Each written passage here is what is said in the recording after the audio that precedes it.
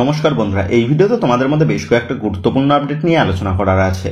সেক্ষেত্রে ভিডিওটা না স্কিপ করে পুরোটা দেখার অনুরোধ থাকলো। আর তোমরা যারা চ্যানেলে প্রথমবার এসেছো তারা কিন্তু অবশ্যই ভিডিওতে লাইক দিয়ে চ্যানেলটা সাবস্ক্রাইব করে রেখো, কারণ তুমি কিন্তু এখানে তোমার প্রিয় দলের সমস্ত রকম খেলার খবর সবার আগে পেয়ে যাবে। তো চলো আর দেরি না করে আজকের ভিডিওর মেন টপিকগুলো নিয়ে আলোচনা শুরু করা যাক। তো বন্ধুরা, সবার প্রথম আপডেটটাই আমাদের জাতীয় দলকে নিয়ে। তো তোমরা জানো আমাদের জাতীয় দলের নতুন হেড কোচ মানালো মার্কোয়েজ রোকার আন্ডারে আমাদের ভারত সর্বপ্রথম ইন্টারকন্টিনেন্টাল কাপের টুর্নামেন্টে মুখোমুখি হয়েছিল। তবে সেই টুর্নামেন্টে ভারত কিন্তু খুব একটা ভালো পারফরমেন্স আমাদের করে দেখাতে পারেনি। তবে কোচ মানালো মার্কোয়েজ রোকার তত্ত্বাবধানে এবার কিন্তু আমাদের জাতীয় দল আরও একটা নতুন টুর্নামেন্টে অংশগ্রহণ করতে চলেছে। তো আগামী 9 তারিখ থেকে আমাদের টিম ইন্ডিয়া অংশগ্রহণ করতে চলেছে ট্রি নেশন ফ্রেন্ডলি টুর্নামেন্টে। তো এই টুর্নামেন্টে ভারতের প্রতিপক্ষ 3টে দল হচ্ছে ভিয়েতনাম, লেবানন এবং মালয়েশিয়া। তো এই টুর্নামেন্টের জন্য ইতিমধ্যেই গতকাল 26 জনের একটা সম্ভাব্য দল কিন্তু ঘোষণা করা হয়েছে এআইএফএফ এর তরফ থেকে। এবং এই 26 জনের স্কোয়াডে জায়গা পেয়েছে কিন্তু মোহনবাগান দলের গোলকিপার বিশাল কায়েত, যে বিশাল কায়েতকে গত ইন্টারকন্টিনেন্টাল কাপের টুর্নামেন্টে দলের কিন্তু ডাকেনি কোচ মানালো মার্কোয়েজ রোকা, যার ফলে মানালো মার্কোয়েজ রোকাকে কিন্তু বহু প্রশ্নের সম্মুখীনও হতে হয়েছিল। তবে এবার কিন্তু সেই বিশাল কায়েতকেই জাতীয় দলের স্কোয়াডে রাখা হয়েছে মানালো মার্কোয়েজ রোকার নির্দেশ মতন। এবং এর পাশাপাশি খারাপ পারফরমেন্স করার জন্য ইস্টবেঙ্গল দলের গোলকিপার প্রকসুকরান সিং গিল এবং নাওরেমময় সিং এরা দুজনেই কিন্তু বাদ পড়েছে। তো যে 26 জনের স্কোয়াডটা ঘোষণা করা হয়েছে সেই স্কোয়াডটা কিন্তু যথেষ্ট একটা সেরা স্কোয়াড। তবে এই স্কোয়াডে নর্থ ইস্ট ইউনাইটেড এফসি দলের player Jitin MS, Chennaiyin FC দলের প্লেয়ার কিয়ান নাসিরি এবং মোহনবাগান দলের ডিফেন্ডার দীপেন্দু, এই 3 জনকে যদি অ্যাড করা হতো তাহলে কিন্তু আরো ভালো হতো। তো যাই হোক, আমরা সকলেই আশা করবো কোচ মানালো মার্কোয়েজ রোকা এবার যেন এই টুর্নামেন্টে বিশাল কায়েতকে পর্যাপ্ত পরিমাণে সুযোগ দেয় এবং এই টুর্নামেন্টে ভালো ফলাফল করে মানালো মার্কোয়েজ রোকা তিনি যেন ভরসা যোগাতে পারেন আপামর ভারতীয় ফুটবল প্রেমীদের। তো যাই হোক, এবার নেক্সট আপডেটটা ইস্টবেঙ্গল কোচকে নিয়ে। তো গতকাল সকালের ভিডিওতেই তোমাদের জানিয়েছিলাম ইস্টবেঙ্গল কোচ কার্লোস কোয়াদ্রাতের বিদায় কিন্তু আসন্ন হয়ে গেছে। এবং সেই মতনই গতকাল দুপুরের দিকে কোচ কার্লোস কোয়াদ্রাত নিজেই কিন্তু এবার পদত্যাগ করেছেন ইস্টবেঙ্গল দল থেকে। তো কোচ কার্লোস কোয়াদ্রাত তিনি নিজেই পদত্যাগ করে তিনি কিন্তু ইস্টবেঙ্গল ম্যানেজমেন্টকে বড় ক্ষতির মুখ থেকে রক্ষা করেছেন। কারণ কোচ কার্লোস কোয়াদ্রাতের সাথে ইস্টবেঙ্গলের কিন্তু এখনো 1 বছরের চুক্তি বাকি ছিল। সেহেতু ইস্টবেঙ্গল ম্যানেজমেন্ট যদি কোচ কার্লোস কোয়াদ্রাতকে স্যাক করত তাহলে কিন্তু বেশ মোটা অর্থের ক্ষতিপূরণ দিয়ে কোচ কার্লোস কোয়াদ্রাতকে বিদায় জানাতে হতো ইস্টবেঙ্গল ম্যানেজমেন্টের। তবে কোচ কার্লোস কোয়াদ্রাত যেহেতু নিজেই পদত্যাগ করেছেন সেহেতু ইস্টবেঙ্গল ম্যানেজমেন্টকে কিন্তু কোনোরকম ক্ষতিপূরণ দিতে হবে না কোচ কার্লোস কোয়াদ্রাতকে। তো যাই হোক, যতদিন না পর্যন্ত ইস্টবেঙ্গল ম্যানেজমেন্ট দলের জন্য নতুন হেড কোচ নিযুক্ত করছে ততদিন পর্যন্ত কিন্তু ইস্টবেঙ্গল দলের হেড কোচের দায়িত্ব সামলাবেন ইস্টবেঙ্গল দলের ভারতীয় সহকারী কোচ বিনো জর্জ। এবং বিনো জর্জের নেতৃত্বে গতকাল কিন্তু অনুশীলনেও নেমে পড়েছে ইস্টবেঙ্গলের সিনিয়র দল। তো যে কোচ কার্লোস কোয়াদ্রাতের বিদায়ের সাথে সাথেই ইস্টবেঙ্গল ম্যানেজমেন্ট তারা কিন্তু দলের নতুন হেড কোচের খোঁজও কিন্তু শুরু করে দিয়েছে এবং সেই লিস্টে কিন্তু একাধিক কোচের নামও জানা গেছে যাদেরকে ইস্টবেঙ্গল ম্যানেজমেন্ট নিজেদের পরবর্তী হেড কোচের পদের জন্য শর্ট লিস্ট করে রেখেছে। তো সেই শর্ট লিস্ট করা কোচের মধ্যে রয়েছে পাঞ্জাব এফসির আই লিগ জয়ী কোচ স্টাইকোস ভার্গেটিস। 48 বছর বয়সী গ্রিসের এই কোচ তিনি পাঞ্জাব এফসি দলকে আই লিগ জিতিয়ে পাঞ্জাব এফসিকে আইএসএল এর জন্য প্রমোট করিয়েছিলেন এবং আইএসএল এ পাঞ্জাব এফসিকে 22 ম্যাচে 6টা জয় এবং 6টা ম্যাচ ড্র তিনি করিয়েছিলেন। তো এই ভার্গেটিস তিনি বর্তমানে গ্রিসের সেকেন্ড টায়ার লিগের এক ক্লাবের দায়িত্বে রয়েছেন। তো যেমনটা জানা গেছে এই ভার্গেটিসকেই ইস্টবেঙ্গল ম্যানেজমেন্ট তারা কিন্তু তাদের আপকামিং হেড কোচের পদের জন্য শর্ট লিস্ট করে রেখেছে। এবং এর পাশাপাশি রয়েছে 47 বছর বয়সী কেরালা ব্লাস্টার এফসি দলের প্রাক্তন হেড কোচ ইভান ভুকোমানোভিক। 47 বছর বয়সী সার্বিয়ান হেড কোচ এই ইভান ভুকোমানোভিক তিনি কিন্তু কেরালা ব্লাস্টার এফসি দলকে বেশ ভালোভাবে নেতৃত্ব দিয়েছিলেন। তবে গত মৌসুমে কেরালা ব্লাস্টার এফসি দলের খারাপ পারফরমেন্সের জন্য ইভান ভুকোমানোভিচকে স্যাক করে দেয় কেরালা ব্লাস্টার এফসি এবং বর্তমানে ইভান ভুকোমানোভিচ তিনি কিন্তু উইদাউট ক্লাব রয়েছে। তো যেমনটা জানা গেছে ইস্টবেঙ্গলের শর্ট লিস্ট কোচের মধ্যে কিন্তু ইভান ভুকোমানোভিচের নামটাও রয়েছে। এর পাশাপাশি রয়েছে 61 বছর বয়সী বেঙ্গালুরু এফসি দলের প্রাক্তন হেড কোচ অ্যালবার্টো রোকার নাম। তো এই অ্যালবার্টো রোকা তিনি কিন্তু 2016-17 এবং 17-18 মৌসুমে তিনি বেঙ্গালুরু এফসি দলের হেড কোচের পদে নিযুক্ত ছিলেন। এর পাশাপাশি 2020-21 মৌসুমে তিনি হায়দ্রাবাদ এফসি দলের ম্যানেজার পদেও কিন্তু নিযুক্ত ছিলেন। তবে বর্তমানে তিনি বেঙ্গালুরু এফসি দলের অ্যাডভাইজার পদে নিযুক্ত রয়েছেন। তো যেমনটা খবর জানা গেছে এই অ্যালবার্টো রোকার নামটাও কিন্তু শর্ট লিস্ট করে রেখেছে ইস্টবেঙ্গল ম্যানেজমেন্ট। এবং এর পাশাপাশি রয়েছে 47 বছর বয়সী বসুন্ধরা কিংস দলের প্রাক্তন স্প্যানিশ হেড কোচ অস্কার ব্রুজেনের নাম। তো এই অস্কার ব্রুজেনের হাত ধরে বাংলাদেশের ক্লাব বসুন্ধরা কিংস তারা কিন্তু বেশ সফলতার মুখ দেখেছে।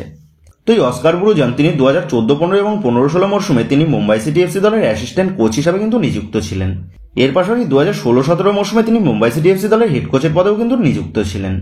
তো এই অস্কার ব্রুজন তিনি কিন্তু উইদাউট ক্লাব রয়েছেন। তো যেমনটা খবর জানা গেছে, এই অস্কার ব্রুজনের নামটাও কিন্তু রয়েছে ইস্ট বেঙ্গল এফসির শর্টলিস্ট কোচের মধ্যে।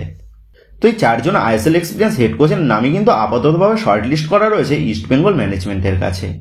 সেক্ষেত্রে এখন এটাই দেখার বিষয় হবে শেষ পর্যন্ত কোচ কার্লোস কুয়াদ্রাতার রিপ্লেসমেন্ট হিসাবে কোন কোচকে চূড়ান্ত করে ইস্ট বেঙ্গল ম্যানেজমেন্ট, এবং সেই কোচ এসে ইস্ট বেঙ্গল দলকে কতটা সফলতার মুখ দেখাতে পারে সেটাও কিন্তু দেখার বিষয় হবে। তো তোমাদের মতে তুমি ইস্ট বেঙ্গল দলের পরবর্তী হেড কোচের পদে কাকে দেখতে পেলে বেশি খুশি হবে তার নামটা কিন্তু অবশ্যই নিচে কমেন্ট করে জানিয়ে দিও। তো যে একেবারে নেক্সট আপডেটটা বেরিয়ে আসছে মোহনবাগানকে নিয়ে। তো ইস্ট বেঙ্গল কোচ কার্লোস কুয়াদ্রাতার বিদায়ের পর এবার কিন্তু মোহনবাগান সমর্থকরাও আশায় রয়েছে কবে তাদের হেড কোচ মলিনার বিদায় ঘটবে মোহনবাগান দল থেকে। কারণ মলিনার হাতে মোহনবাগান ম্যানেজমেন্ট ভারতের সেরা দল তুলে দেওয়ার পরেও মলিনা তিনি কিন্তু মোহনবাগান দলকে এখনো পর্যন্ত তেমন একটা সফলতার মুখ দেখাতে পারেনি, যার ফলে মোহনবাগান সমর্থকরা মলিনার বিদায় চাইছে যত শীঘ্রই সম্ভব। তো যাক, গতকাল সকালের ভিডিওতেই তোমাদের জানিয়েছিলাম মোহনবাগান ম্যানেজমেন্ট তারা কিন্তু কোচ মলিনার সাথে মিটিংয়ে বসতে চলেছে দলের এইরকম খারাপ পারফরমেন্সের কারণ জানার জন্য। এবং এর পাশাপাশি গতকাল তোমাদের এটাও জানিয়েছিলাম মোহনবাগানের আগামী 5 তারিখ এবং 19 তারিখের যে ডার্বি এবং মিনি ডার্বি ম্যাচ রয়েছে সেই দুটো ম্যাচই কিন্তু অ্যাসিড টেস্ট হতে চলেছে মোহনবাগান কোচ মলিনার জন্য। তবে বর্তমানে দাঁড়িয়ে যে লেটেস্ট আপডেটটা জানা গেছে, আগামী দুটো ম্যাচ নয়, শুধুমাত্র আগামী 5 তারিখের ম্যাচটা কিন্তু বেশ ভাইটাল ম্যাচ হতে চলেছে মলিনার জন্য। এবং আগামী 5 তারিখের মিনি ডার্বি ম্যাচে যদি কোচ মলিনা মোহনবাগান দলকে বড় ব্যবধানে জয় এনে দিতে না পারে তাহলে কিন্তু মলিনার মোহনবাগান দল থেকে বিদায়ের প্রাথমিক কর্মসূচি কিন্তু শুরু হয়ে যাবে। সেক্ষেত্রে মলিনার জন্য আগামী 5 তারিখের ম্যাচটা কিন্তু খুবই ভাইটাল একটা ম্যাচ হতে চলেছে, সেটা কিন্তু বলাই যায়। তো যাই হোক, মোহনবাগান ম্যানেজমেন্ট সূত্র মারফত যেমনটা খবর জানতে পেরেছি, মোহনবাগান ম্যানেজমেন্ট তারা কিন্তু ইতিমধ্যেই নতুন হেড কোচের সাথে কথাবার্তাও শুরু করে দিয়েছে, এবং সেই কোচেদের মধ্যে রয়েছে কেরালা ব্লাস্টার্স এফসি দলের প্রাক্তন হেড কোচ ইভান ভুকোমানোভিচের নাম। তো যেমনটা জানা গেছে, ইভান ভুকোমানোভিচের সাথে প্রাথমিক পর্যায়ে কথাবার্তা শুরু করেছে কিন্তু মোহনবাগানের স্কাউটিং টিম। এছাড়া আইএসএল এক্সপিরিয়েন্স আরও বেশ কয়েকজন কোচের সাথেও কিন্তু কথাবার্তা চালানোর পরিকল্পনা রয়েছে মোহনবাগান ম্যানেজমেন্টের। সেক্ষেত্রে এখন এটাই দেখার বিষয় হবে মলিনা তিনি আগামী 5 তারিখের ম্যাচে মোহনবাগান দলকে বড় ব্যবধানে জয় এনে দিয়ে নিজের চাকরিটা বাঁচাতে সক্ষম হয় নাকি। তো বন্ধুরা, তোমাদের মতে মলিনাকে কি আরও কিছুটা সময় দেওয়া উচিত, নাকি যত দ্রুত সম্ভব মলিনাকে বিদায় জানানো উচিত? এই বিষয়ে তোমাদের মতামতটা কিন্তু অবশ্যই নিচে কমেন্ট করে জানিয়ে দিও। তো এবার নেক্সট আপডেটটা বেরিয়ে আসছে মোহনবাগান দলকে নিয়ে। তো তোমরা জানো আগামীকাল মানে আগামী 2 তারিখ মোহনবাগান ভার্সেস ট্রাক্টর এফসির মধ্যে ACL 2 এর ম্যাচ রয়েছে। তবে বর্তমানে ইরানে যুদ্ধ পরিস্থিতি তৈরি হওয়ার কারণে মোহনবাগান ম্যানেজমেন্ট তারা কিন্তু ইরানে দল পাঠাতে নারাজ, যার ফলে ইতিমধ্যেই মোহনবাগান ম্যানেজমেন্ট AFCর কাছে কিন্তু তারা এই বিষয়ে চিঠিও পাঠিয়ে দিয়েছে। তবে গতকাল মোহনবাগানের সমস্ত স্বদেশী এবং বিদেশি প্লেয়াররা মোহনবাগান ম্যানেজমেন্টের কাছে লিখিত আকারে জানিয়েছে তারা ইরানে খেলতে যাবে না, এবং মোহনবাগান প্লেয়ারদের পাঠানো সেই চিঠিও কিন্তু মোহনবাগান ম্যানেজমেন্ট তারা ফরওয়ার্ড করে দিয়েছে AFCর কাছে। কিন্তু এত কিছুর পরেও AFCর তরফ থেকে এই ম্যাচটা ক্যান্সেল করার বিষয়ে কিন্তু কিছুই জানানো হয়নি। ইভেন এই 2 তারিখের ম্যাচের জন্য ম্যাচ রেফারিদেরও কিন্তু ইরানে পাঠিয়ে দেওয়া হয়েছে AFCর তরফ থেকে। সেহেতু যেহেতু এই ম্যাচের জন্য রেফারি তারা ইরানে পাঠিয়ে দিয়েছে, সেহেতু এটা কিন্তু পরিষ্কার AFCর তরফ থেকে এই ম্যাচটা ক্যান্সেল বা রিশিডিউল করার কিন্তু কোনো রকম পরিকল্পনা নেই। তবে এবার কথা হচ্ছে মোহনবাগান যেহেতু এই ম্যাচটা ওয়াক ওভার দিতে চলেছে, সেহেতু মোহনবাগান দল তারা এই ম্যাচে অংশগ্রহণ না করার জন্য তারা কি কি শাস্তি পেতে পারে। তো এই বিষয়ে AFCর গাইডলাইন অনুযায়ী যেমনটা জানা গেছে, কোনো দল যদি কোনো ম্যাচ খেলার জন্য অস্বীকার করে তাহলে সেই দলকে 10,000 USD তথা ভারতীয় টাকাতে প্রায় 9 লক্ষ টাকার কাছাকাছি ক্ষতিপূরণ দিতে হবে। এর পাশাপাশি বিপক্ষ দলকে 3-0 গোলে জয়ী ঘোষণা করা হবে। এছাড়া সেই টুর্নামেন্ট থেকে সেই দলকে ডিসকোয়ালিফাইও করা হতে পারে। এর পাশাপাশি পরবর্তীতে AFC কম্পিটিশনের জন্য সেই দলকে কিন্তু ব্যানও করা হতে পারে। তো AFCর গাইডলাইন অনুযায়ী এই 4টে শাস্তিই কিন্তু উল্লেখ করা রয়েছে যদি কোনো দল কোনো ম্যাচ খেলতে অস্বীকার করে।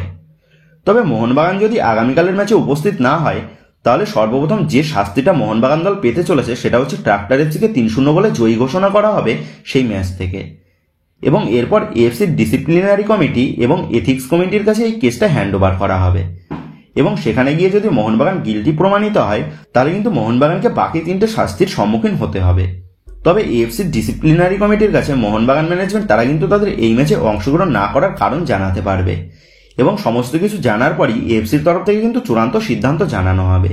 তবে আমার যা মনে হচ্ছে মোহনবাগান তারা যদি এই ম্যাচে অংশগ্রহণ না করে তাহলে ট্রাক্টর এফসিকে 3-0 গোলে জয়ী এবং কিছু টাকা কম্পেনসেশন দিতে হতে পারে মোহনবাগানকে, কারণ মোহনবাগান ম্যানেজমেন্টের কাছে যথেষ্ট বড় কারণ কিন্তু রয়েছে ইরানে এই ম্যাচটা খেলতে না যাওয়ার জন্য। সেক্ষেত্রে এখন এটাই দেখার বিষয় হবে শেষ পর্যন্ত এএফসির তরফ থেকে কোন সিদ্ধান্ত নেওয়া হয় মোহনবাগানের বিপক্ষে। তো এবার নেক্সট আপডেটটা বেরিয়ে আসছে আগামী 5 তারিখ মোহনবাগান ভার্সেস মোহামেডানের মধ্যে যে মিনি ডার্বি ম্যাচটা রয়েছে সেই মিনি ডার্বি ম্যাচের টিকিট সংক্রান্ত বিষয় নিয়ে। তো ইতিমধ্যে কিন্তু এই মিনি ডার্বি ম্যাচের অনলাইন টিকিট কিন্তু বুক মাই শো থেকে দেওয়া চালু হয়ে গেছে। তো যারা যারা অনলাইনে টিকিট কেটেছো তারা কিন্তু এই অনলাইনের টিকিটের রিডিমটা করতে পারবে আগামী 1 তারিখ থেকে 4 তারিখ পর্যন্ত বেলা 11টা থেকে সন্ধ্যে 6টা পর্যন্ত বিবেকানন্দ যুবভারতী ক্রীড়াঙ্গনের বক্স অফিস 2 এর গেট নম্বর 4 থেকে। এর পাশাপাশি এই ম্যাচের অফলাইন টিকিট বিক্রি করা হবে 1 তারিখ থেকে 5 তারিখ পর্যন্ত বেলা 11টা থেকে সন্ধ্যে 5টা পর্যন্ত মোহনবাগান গ্রাউন্ডের বক্স অফিস থেকে। এছাড়াও অফলাইন টিকিট দেওয়া হবে 1 তারিখ থেকে 4 তারিখ পর্যন্ত বেলা 11টা থেকে সন্ধ্যে 6টা পর্যন্ত বিবেকানন্দ যুবভারতীর বক্স অফিস 2 এর 4 নম্বর গেট থেকে। তো যারা যারা এই 5 তারিখের মিনি ডার্বি ম্যাচটা দেখতে যাবে ভাবছো তারা কিন্তু অবশ্যই নিজেদের টিকিটটা কেটে নিও। তো যাই হোক বন্ধুরা, তোমরা কমেন্ট করে জানিয়ে দিও এই আগামী 5 তারিখে মোহনবাগান ভার্সেস মোহামেডান এফসি ম্যাচের ফলাফল কি হতে পারে বলে তোমার মনে হচ্ছে। তো এই বিষয়ে তোমাদের মতামতটা কিন্তু অবশ্যই নিচে কমেন্ট করে জানিয়ে দিও। তো বন্ধুরা, এই ভিডিওতে গুরুত্বপূর্ণ আপডেট করা নিয়ে তোমাদের মধ্যে আলোচনা করার ছিল। তো আশা করি ভিডিওটা তোমাদের ভালো লেগেছে। তো যদি ভিডিওটা ভালো লেগে থাকে তাহলে ভিডিওতে লাইক দিয়ে চ্যানেল সাবস্ক্রাইব করে পাশে থাকা বেল আইকনটা অবশ্যই প্রেস করে দিও। আর তোমরা যারা এখনো পর্যন্ত আমাদের সোশ্যাল মিডিয়া পেজের সাথে যুক্ত হওনি তারা কিন্তু অবশ্যই নিচে ডেসক্রিপশন বক্সের লিঙ্ক থেকে আমাদের সোশ্যাল মিডিয়া পেজের সাথে যুক্ত হয়ে যেও। কারণ এখন কিন্তু সমস্ত লেটেস্ট আপডেটগুলো সবার আগে আমাদের সোশ্যাল মিডিয়া পেজেই পোস্ট করা হয়। আর তোমরা এখন ফেসবুক এবং ইনস্টাগ্রামে গিয়ে তোমরা আমাদের এই চ্যানেলের নাম লিখে সার্চ করলেও তোমরা কিন্তু আমাদের ফেসবুক এবং ইনস্টাগ্রাম পেজটাও খুঁজে পেয়ে যাবে। সেক্ষেত্রে তোমার প্রিয় দলের সমস্ত রকম লেটেস্ট আপডেট সবার আগে জানার জন্য এবং আমার সাথে সরাসরি যে কোনো বিষয়ে কথা বলার জন্য তোমরা কিন্তু অবশ্যই মনে করো আমাদের সোশ্যাল মিডিয়া পেজের সাথে যুক্ত হয়ে যেও। তো বন্ধুরা, এই ভিডিওটা এটুকুই ছিল। তো আসি বন্ধুরা, দেখা হচ্ছে পরের ভিডিওতে।